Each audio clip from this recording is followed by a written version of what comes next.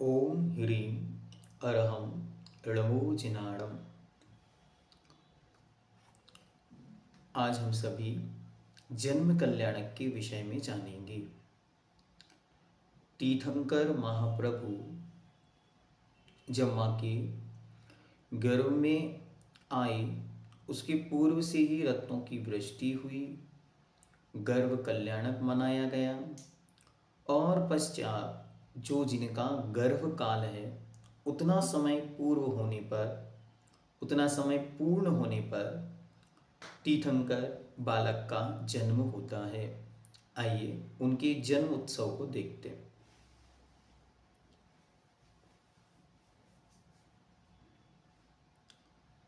गर्भावधि पूर्ण होते ही जिन माता तीर्थंकर बालक को जन्म देती हैं, जन्म होते ही तीनों लोकों में आनंद और सुख का प्रसार होता है। कहते हैं एक क्षण के लिए तीनों लोकों में आनंद छा जाता है। यहाँ तक कि जहाँ 24 घंटे मार काट चल रही है, वहाँ नारकी जीवों को एक क्षण के लिए अपूर्व सुख की प्राप्ति होती है। जहाँ 24 घंटे मानसिक, शारीरिक, द्रव्य क्षेत्र का सब प्रकार के कष्ट ही कष्ट हैं, ऐसे उन नारकी जीवों को भी कुछ क्षणों के लिए परम सुख की, आनंद की अनुभूति होती है। एवं इंद्रों के आसन कंपायमान होते हैं तथा कल्पवासी, ज्योतिषी, व्यंतर और भवनवासी देवों के यहाँ क्रमशः घंटा, सिंहनाद, भेरी और शंख अपने आप ही बजने लगते हैं। जैसे तीर्थंकर परमात्मा बालक का यहाँ जन्म हुआ, वहाँ स्वधर्म इंद्र का आसन कंपायमान होने लगता है और अलग अलग जाति के देवों के यहाँ अलग अलग प्रकार के वाद्य यंत्र अपने आप बजने लगते हैं, जिससे वे सब ये जान पाते हैं कि आज तीर्थंकर परमात्मा बनने वाले उस पवित्र आत्मस्वरूप बालक ने जन्म लिया है। इन सब कारणों से इंद्रों एवं देवों को तीर्थंकर के जन्म का निश्चय होता है।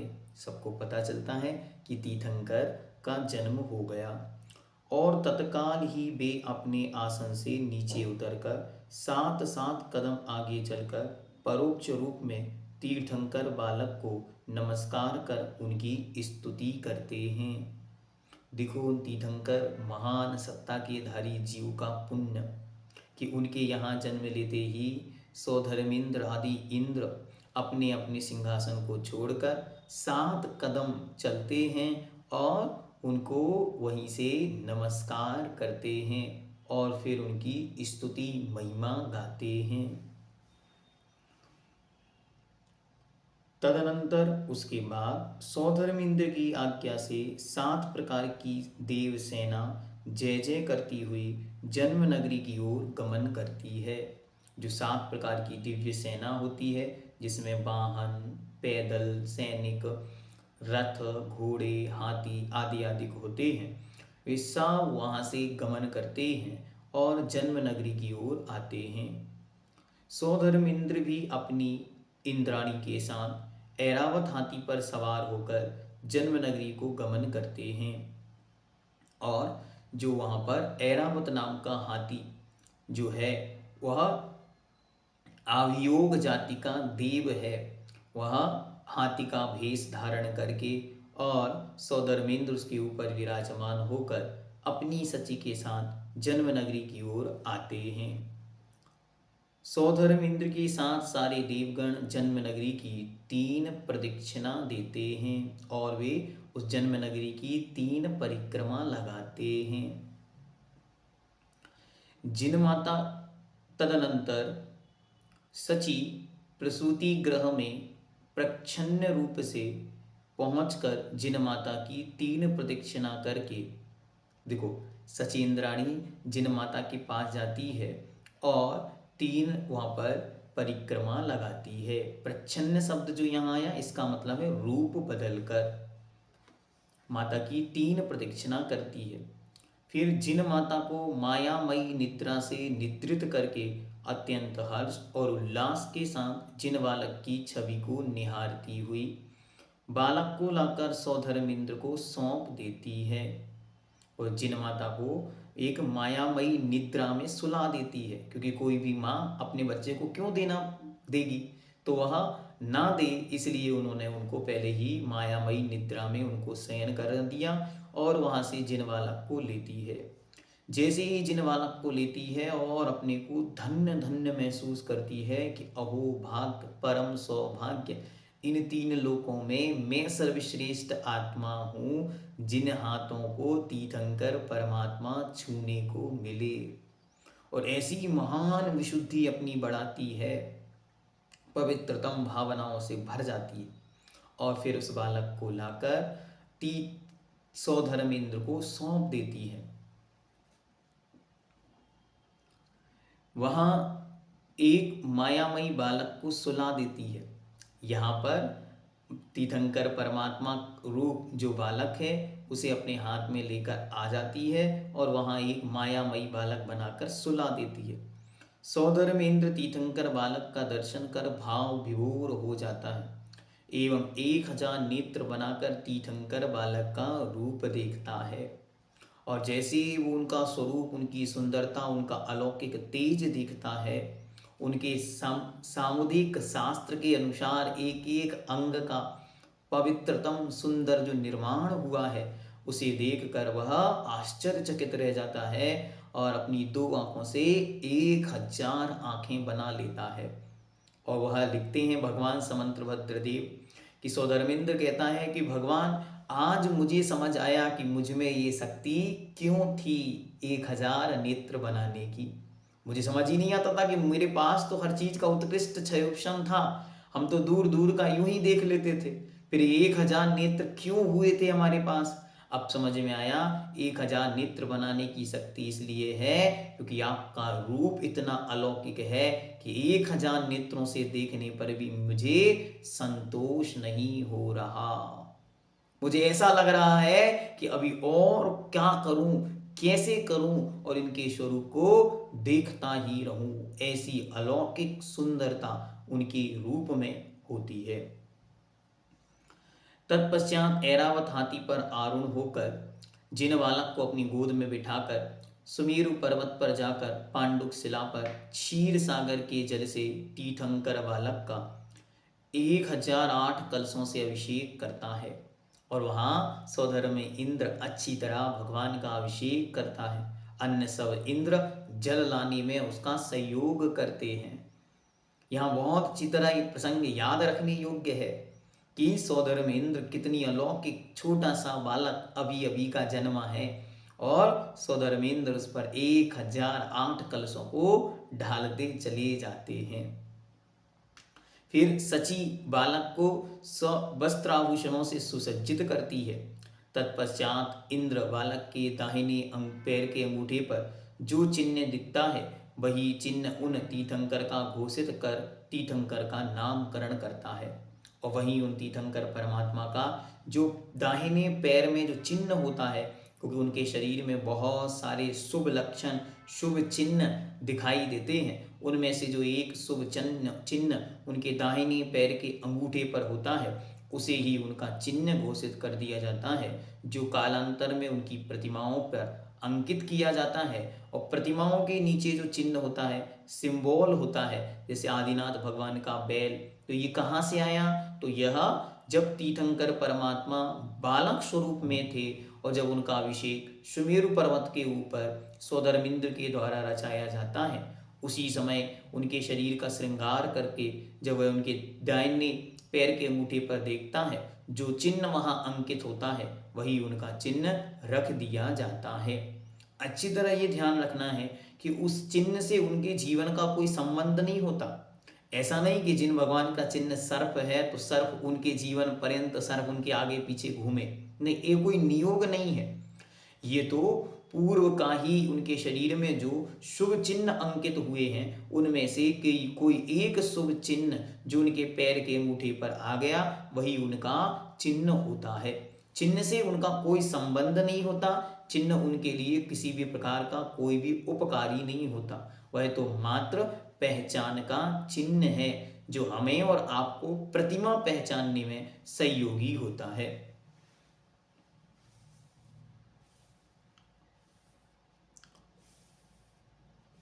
और फिर उनका नामकरण करता है। ये सौभाग्य भी सौधर्मेंद्र को प्राप्त होता है। तत्पश्चात सौधर्म इंद्र ऐरावत हाथी पर बालक को विराजमान कर वापिस जन्म नगरी की को आता है और फिर वह महान उत्सवों से मंडित अपने आप को आनंद महसूस करता हुआ तीर्थंकर परमात्मा की जन्मभूमि की ओर लौट आता है। इंद्राणी माता के पास जाकर मायावही बालक को उठा करके माता की मायामयी निद्रा को दूर कर जिन बालक को माता के पास विराजमान कर देती है। जिन माता अत्यंत प्रसन्न होकर बालक का दर्शन करती हैं। इंद्र एवं देवगण तीर्थंकर के माता पिता का विशेष आदर सत्कार कर और वहाँ पर आनंद नृत्य का आयोजन होता है, जिसमें महान नृत्य से विभूषित और महान महान तरीके से इंद्र, जिसे हम लोग तांडव नृत्य देखते हैं, ऐसी आनंद नृत्य वहाँ होता है। बहुत सुंदर सुंदर विभिन्न भेषों को बनाकर, ऐसे कहते हैं कि विविध विविध आकृतियों को बनाते हुए सौधर्म इंद्र वहाँ तीर्थंकर परमात्मा का आनंद उत्सव मनाता है और बहुत अच्छी तरह बाल देव गणों को वहाँ छोड़ जाता है कि अब आप लोग तीर्थंकर परमात्मा के साथ खेला करें और उनके बाल सखा बनकर वहाँ छोटे छोटे बालक वहाँ पर उनके बाल सखा के रूप में छोड़ चला जाता है। उनके भोजन पानी की व्यवस्था भगवान के, जब तक वे अब से गृहस्थ अवस्था में रहेंगे, जब तक मुनि दीक्षा नहीं लेंगे, तब तक के भोजन और वस्त्रों की व्यवस्था भी देवताओं के द्वारा ही की जाती है। वे देवगण उनके प्रतिदिन का भोजन और उनकी वस्त्र और उनकी श्रृंगार सामग्रियां सब लाते हैं और उनकी पूरी व्यवस्था बनाते हैं। ये तीर्थंकरत्व का महान पुण्य है, जिसके नियोग से सौधर्मिंद्र जैसे देवता भी उन्हें नमस्कार करते हैं। हम सबको इस प्रसंग से एक बहुत महत्वपूर्ण बिंदु जो अपने जीवन में सीखना है। पहला बिंदु तो यह कि देवा पियतम नमंसन्ति जस्य धम्मो सयामणो। अरे देवता भी उनको नमस्कार करते हैं जिनका मन सदा धर्म में लगा रहता है। इसलिए अपना मन धर्म में लगाइए, देवी देवताओं में नहीं। यदि हमारा मन धर्म में लगेगा तो देवी देवता भी हमें नमस्कार करते हैं। दूसरी चीज जो हमें सबसे अच्छी यहाँ याद रखनी है कि हे प्रभु, हे परमात्मा, एक बार ये महोत्सव जैसा आपके जीवन में आया, तेरे 5 हुए कल्याण प्रभु, एक बार मेरा कल्याण कर दो। कि हे भगवान, आपके तो 5 कल्याणक हुए और ऐसा पवित्र जन्म आपका हुआ कि जन्मों के कष्टों का सहना नात हमारे मिट जाए। पूज्य जन्म कल्याण यही सो आज मनाने हम आए। बस यही भावना के साथ भगवान का यह पवित्र जन्म कल्याणक हमें मनाना चाहिए। और सबसे पुण्यशाली, सबसे सौभाग्यशालिनी है वह माँ, जिनके गर्भ से ऐसी पवित्र दिव्य भव्य आत्मा ने जन्म लिया। स्त्रीणाम शतानि शतसो जनयन्ति पुत्रान् नान्या सुतं तदुपमं जननी प्रसूता सर्वा दिशो तदतिभानि सहस्रस्मिं प्राचेव दिग्जनयति स्फुरदन् सुजालम।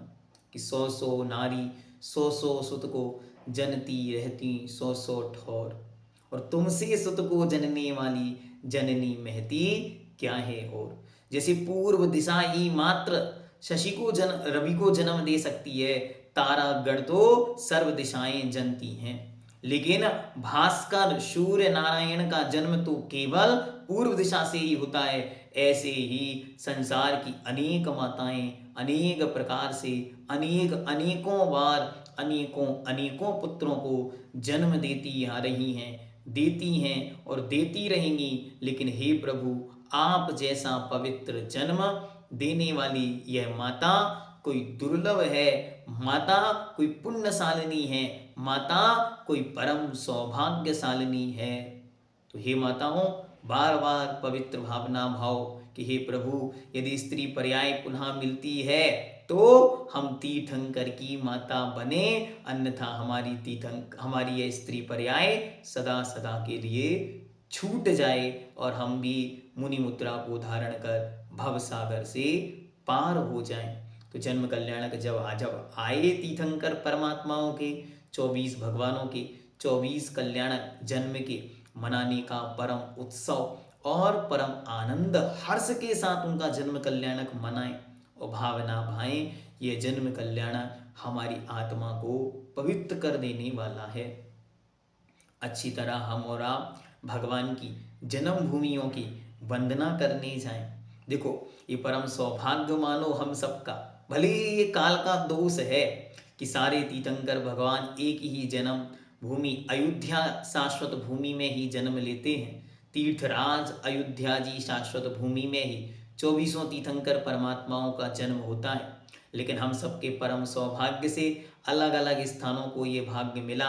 हुंडा सर्पणी काल के दोष से प्रभु परमात्मा अलग अलग स्थानों पर जन्म को प्राप्त हुए।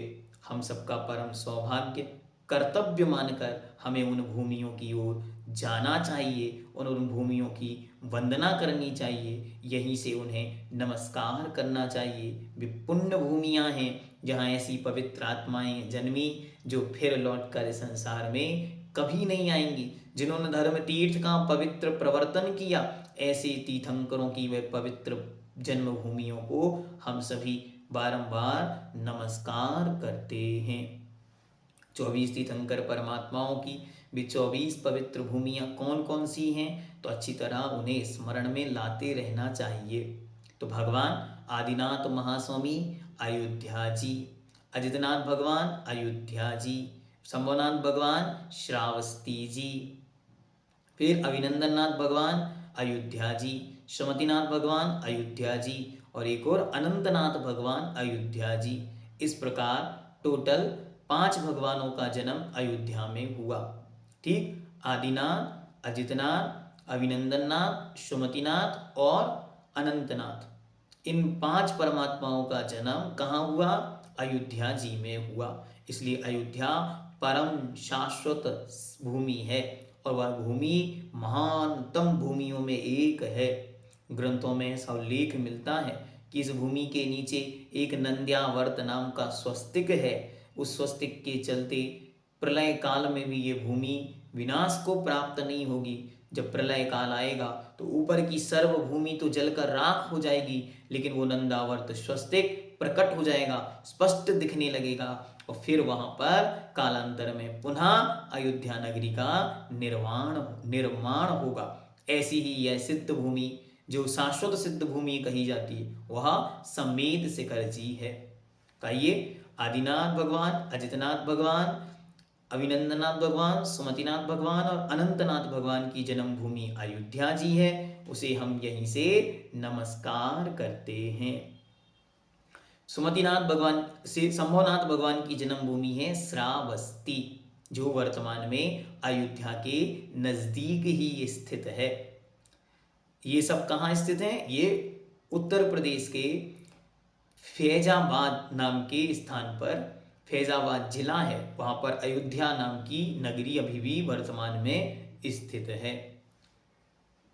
इसके बाद पद्म प्रभु भगवान का जन्म हुआ है कौशंबी, जो प्रयागराज इलाहाबाद के नजदीक में प्रभासगिरी कौशंबी जी नाम से प्रसिद्ध है।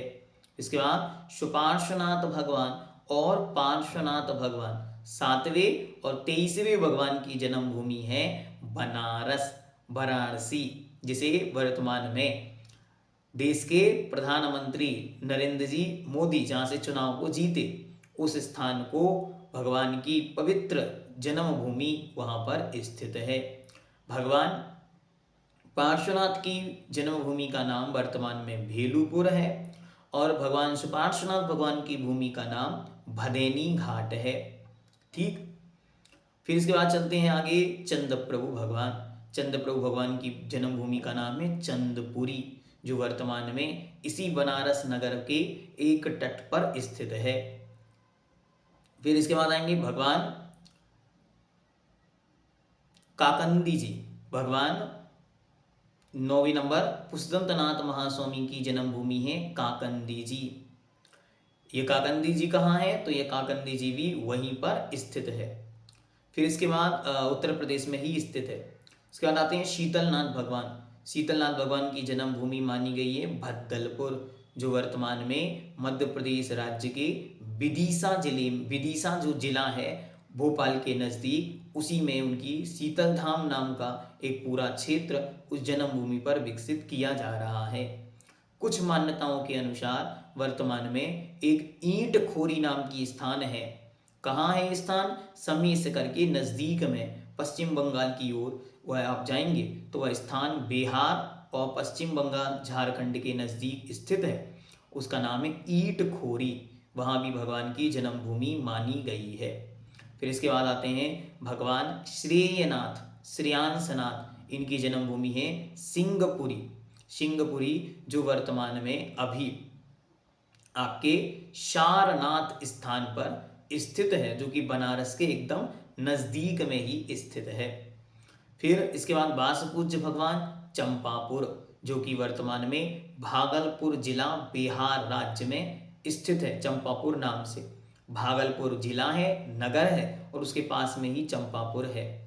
इसके बाद 13वें नंबर पर विमलनाथ भगवान की जन्मभूमि है कंपलाजी, जो वर्तमान में कानपुर के पास कन्नौज नगर है, उस कन्नौज के निकट ही एक कंपला नाम की नगरी है। इसके बाद अनंतनाथ भगवान जी अयोध्या। इसके बाद धर्मनाथ भगवान जी की रत्नपुरी, यह भी अयोध्या के नज़दीक ही स्थित है, रत्नपुरी।